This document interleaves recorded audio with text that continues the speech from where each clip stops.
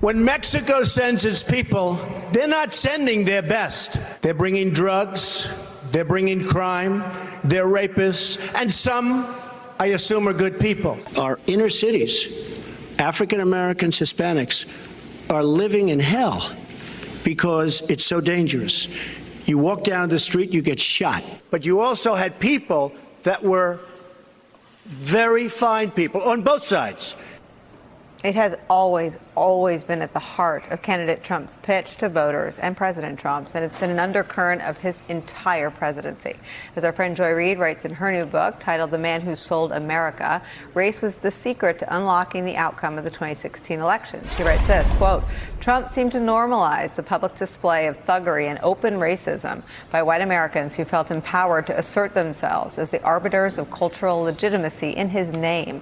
They would decide who was really an American, who belonged in public spaces, and who had any rights they were bound to respect. Donald Trump was indeed waging a new American Civil War. I remember seeing you and talking to you on election night when sort of the shock was still really raw. That the guy and my offense to Trump's campaign was sort of built around two pillars, where I accepted the polls because I thought Americans would not elect someone who said, women let you do anything when you're famous, you can grab them in the bleep, who said things like, she was bleeding everywhere, bleeding everywhere, who attacked the former Miss America pageant, and then all of the things that we just played, and then the Muslim ban, which we didn't play. He running for American president, where some of our closest allies, for better or for worse, are in the United Arab Emirates. I mean, he's ended up being very close to the Saudis. Yeah. I mean, the racism out in public. I remember thinking on election night that was going to be one of the biggest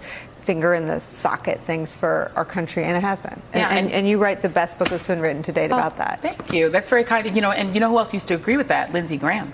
Right. Lindsey Graham said if Donald Trump is the nominee, the Republican Party would lose and would deserve to. He's a bigot and he's not fit to be president. I mean, the reality is that, I interviewed a ton of people for this book, including and read a lot of research just to make sure that I was clear on how he got elected.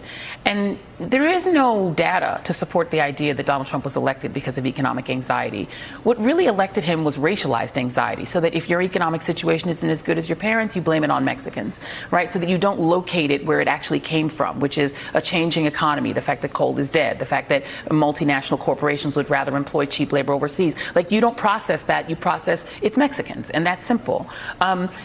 I remember one thing that I quoted in the book, and it's not my original quote, is that Democrats and people of color may not control the economy, the economics, the money, but liberals control the commanding heights of culture.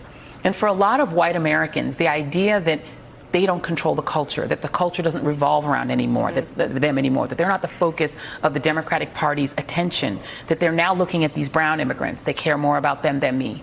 I turn on the TV and everyone who I'm told is the coolest and the most important and the most impressive and the most fashionable are black or brown. That Oprah is the person that I think that I'm supposed to think is the most important rich person, not someone like me.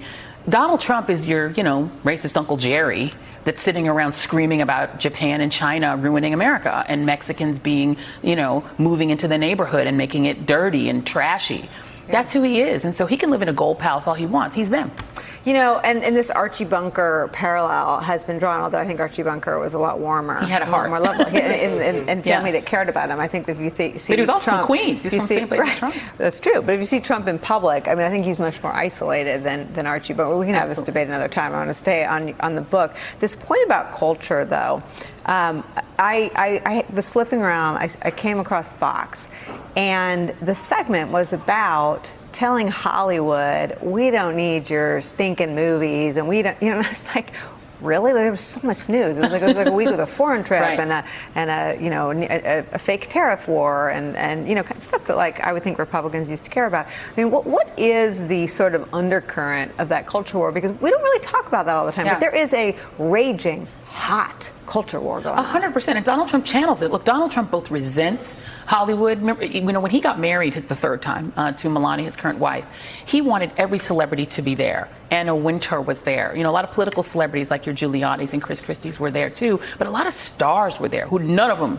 they disavow him now. None of them would probably admit to being there now. But his third wedding was a star-studded affair. It was the achievement of his ultimate dreams.